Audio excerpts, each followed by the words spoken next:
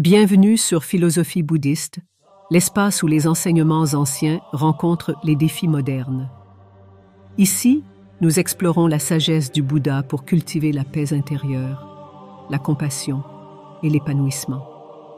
Avez-vous déjà eu l'impression d'être en décalage avec le monde qui vous entoure? Comme si, malgré toutes les interactions sociales, un sentiment de distance persistait entre vous et les autres? Vous observez les dynamiques de la société, vous comprenez les jeux de pouvoir, les ambitions éphémères, mais au fond de vous, quelque chose vous pousse à chercher au-delà.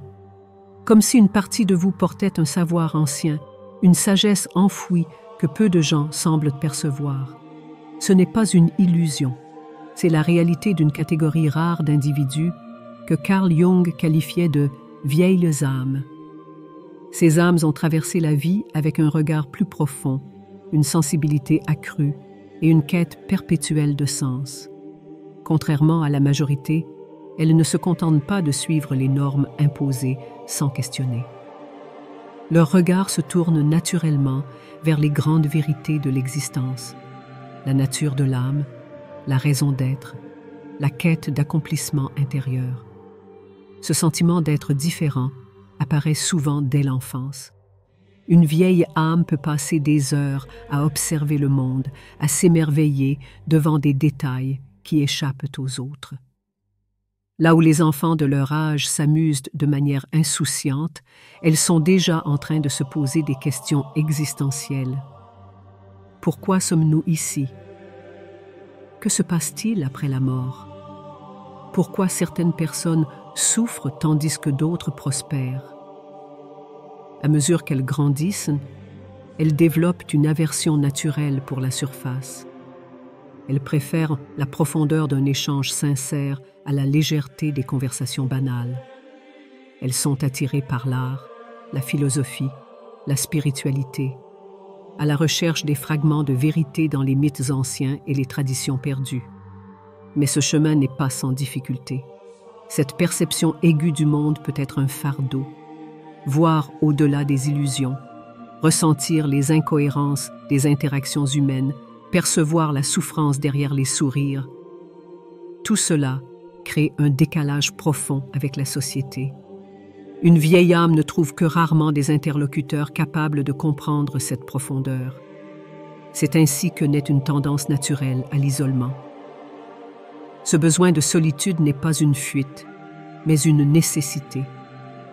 Contrairement à ce que certains pourraient penser, il ne s'agit pas d'un rejet du monde, mais d'un besoin viscéral de se retrouver, de se recentrer, de comprendre les flux d'énergie et de pensée qui traversent leur esprit en permanence. Alors, pourquoi les vieilles âmes ressentent-elles ce besoin irrépressible de solitude? La solitude est bien plus qu'un simple état d'être seul. Pour une vieille âme, c'est un sanctuaire, un espace où le bruit du monde s'éteint enfin, permettant une reconnexion profonde avec soi-même. Cette solitude n'est pas un choix, c'est un besoin vital. Lorsque la société valorise les connexions rapides et l'interaction permanente, la vieille âme suit un chemin contraire.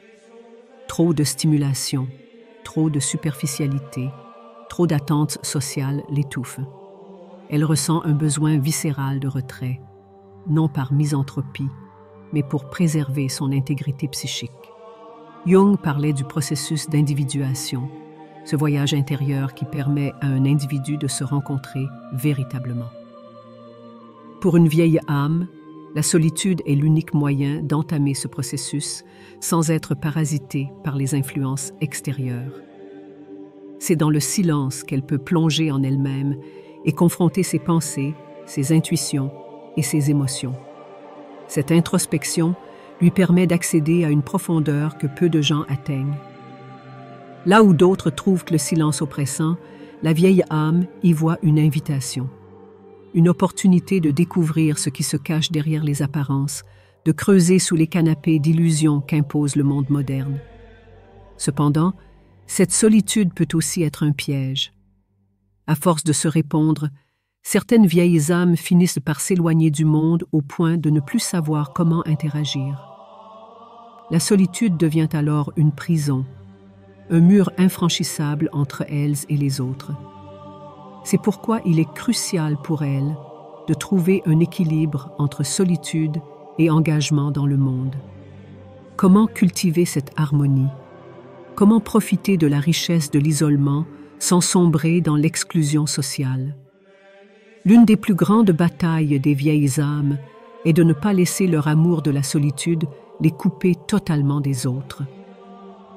La frontière est fine entre un isolement nécessaire et une coupure émotionnelle avec le monde.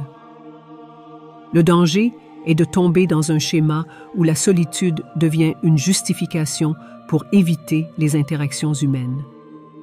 Pourtant, Jung soulignait l'importance des relations comme miroir de notre propre évolution. Se répondre sans jamais interagir revient à priver son âme d'un élément clé de son développement, l'échange avec l'autre. Une vieille âme doit apprendre à sélectionner ses connexions avec soin. Elle ne peut pas se contenter d'interactions superficielles, mais elle ne doit pas non plus se priver de relations enrichissantes. La solution réside dans la construction d'un cercle restreint, mais significatif. Un groupe de personnes partageant les mêmes aspirations, capables de comprendre cette quête intérieure et de respecter ce besoin d'espace personnel. Ainsi, plutôt que de lutter contre la solitude ou de la subir, il s'agit d'apprendre à danser avec elle. Les vieilles âmes ne se contentent pas de voir le monde matériel, elles perçoivent les fils invisibles qui tissent la réalité. Elles ressentent des échos du passé, des symboles récurrents qui semblent vouloir leur transmettre un message. Carl Jung a introduit le concept du collectif inconscient, une bibliothèque universelle de symboles et d'archétypes partagés par toute l'humanité. Ce concept explique pourquoi certaines âmes se sentent irrémédiablement attirées par des cultures, des mythologies ou des philosophies qu'elles n'ont pourtant jamais étudiées.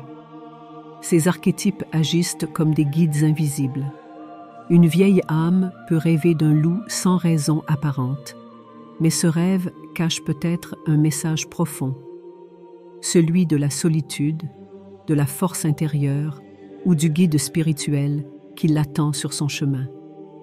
Toute sa vie, la vieille âme cherchera des indices, des fragments de vérité dans l'art, dans la nature, dans les coïncidences qui parsèment son existence. Certains appellent cela des synchronicités, des hasards qui n'en sont pas. Mais cette quête de sens a un prix. Parfois, l'esprit se perd à vouloir tout analyser, tout interpréter, au point d'oublier de vivre l'instant présent. Les vieilles âmes portent un regard différent sur le monde. Elles ressentent profondément, voient au-delà des apparences et cherchent une vérité qui semble toujours leur échapper. Mais ce chemin, aussi solitaire soit-il, est aussi un chemin de transformation. Ne te perds pas dans la solitude au point d'oublier l'importance du partage. Trouve ton équilibre, écoute les signes, mais surtout, ose vivre pleinement. Si ce message t'a parlé, partagez-le avec ceux qui pourraient aussi se reconnaître dans cette quête intérieure. Tout au long de l'histoire humaine, certaines figures récurrentes apparaissent dans les récits, les mythes et les croyances. Des personnages qui incarnent des vérités profondes, des modèles qui semblent se répéter à travers le temps et l'espace. Ces chiffres ne sont pas le fruit du hasard. Elles sont le reflet de ce que Carl Jung appelait les archétypes, des schémas universels qui façonnent nos pensées, nos comportements et nos perceptions du monde. Les vieilles âmes, plus que tout autre individu, ressentent ces influences profondément ancrées en elles. Elles ne se contentent pas d'agir en fonction des attentes sociales. Elles suivent une direction intérieure dictée par ces archétypes, qui désignent la manière dont elles interagissent avec le monde et avec elles-mêmes. L'un des archétypes les plus marquants chez les vieilles âmes est celui du sage. Il incarne la quête du savoir, le besoin irrépressible de comprendre le sens profond des choses. Ce n'est pas simplement une curiosité intellectuelle, mais une obsession viscérale pour la vérité. Ce type d'individu éprouve le besoin de lire, d'apprendre, de philosophe. Il est celui vers qui les autres se tournent pour obtenir des conseils, celui qui observe le monde avec une distance analytique, cherchant à relier les fils invisibles qui tissent la réalité. Mais cette sagesse a un prix. Elle peut isoler, car comprendre la profondeur des choses signifie aussi voir leur absurdité. Un autre archétype qui façonne les vieilles âmes est celui de l'explorateur. Contrairement à ce que l'on pourrait penser, cet archétype ne concerne pas uniquement les voyages physiques, mais aussi les explorations intérieures. Ces âmes sont animées par une quête incessante de vérité, prêtes à remettre en question tout ce qu'on leur a enseigné pour forger leur propre compréhension du monde. Elles osent traverser des territoires inconnus, que ce soit à travers l'étude des philosophies anciennes, des spiritualités oubliées ou des traditions ésotériques.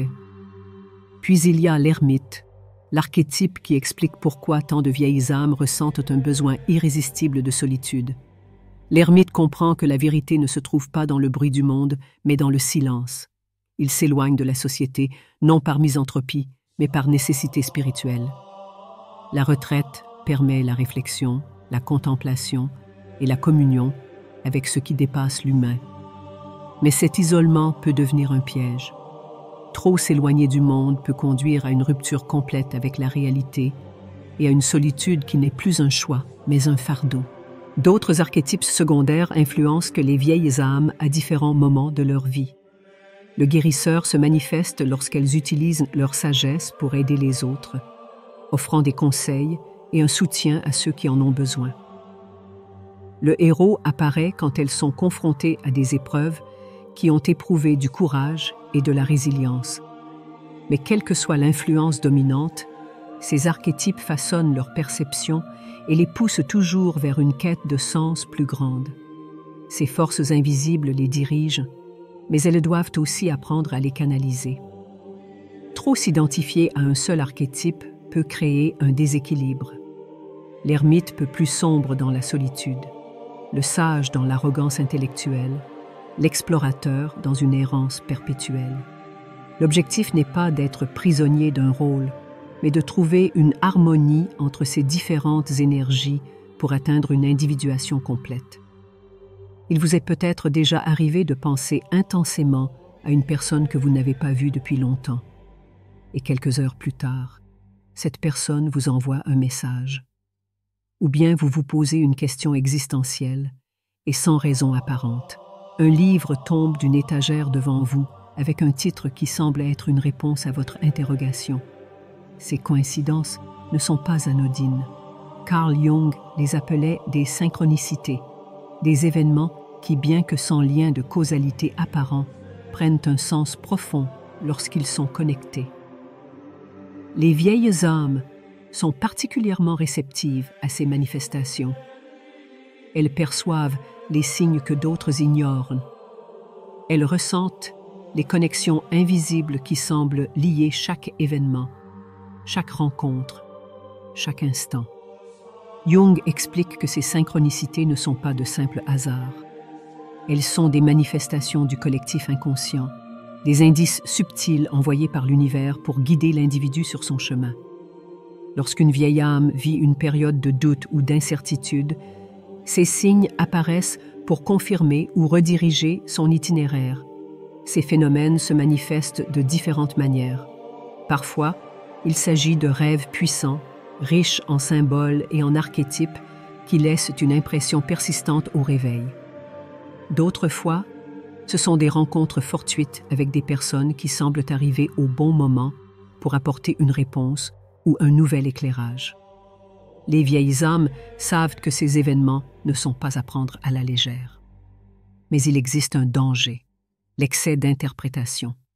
Certains peuvent tomber dans le piège de voir des synchronicités partout, attribuant une signification profonde à des coïncidences banales.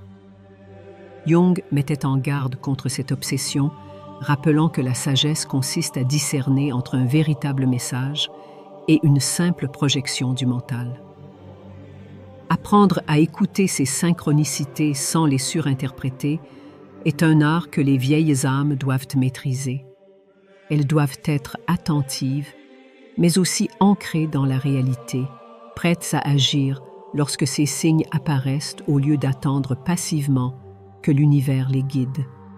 L'objectif ultime d'une vieille âme n'est pas simplement d'accumuler de la sagesse, mais de parvenir à un état d'individuation. Ce moment où l'être s'accepte pleinement, en incluant toutes les facettes de son être, qu'elles soient lumineuses ou sombres. L'introspection est la clé de cette transformation. Sans elle, l'âme reste prisonnière de schémas inconscients, répétant les mêmes erreurs encore et encore. Mais l'introspection seule ne suffit pas. Elle doit être accompagnée d'une mise en action, d'une concrétisation de cette sagesse dans le monde réel. Les vieilles âmes doivent comprendre qu'il ne s'agit pas seulement de réfléchir, mais aussi de vivre. Trop de réflexion sans action conduit à la stagnation. La connaissance doit être appliquée, testée, incarnée. Le processus d'individuation, selon Jung, implique également une intégration de l'ombre. Chaque individu possède en lui des aspects refoulés, des parties qu'il préfère ignorer ou cacher. Mais ces ombres ne disparaissent pas. Elles influencent secrètement nos décisions, nos émotions, nos réactions. Les vieilles âmes, en quête de vérité, sont appelées à explorer ces zones obscures, à les comprendre et à les accepter. Cette intégration passe souvent par des épreuves, des crises existentielles, des moments où tout semble s'effondrer. Mais c'est précisément dans ces moments que la vraie transformation a lieu. Le voyage d'une vieille âme est unique, solitaire, mais profondément enrichissant. La solitude, les synchronicités, les archétypes, tout cela n'est pas un fardeau, mais une invitation à se découvrir soi-même et à partager cette sagesse avec le monde. Ne reste pas prisonnier de tes pensées. Écoutez les signes, mais surtout, ose agir. Si cette quête te parle, partage ce message avec d'autres vieilles âmes en recherche de vérité. Ensemble, nous pouvons éclairer ce chemin qui semble parfois si obscur.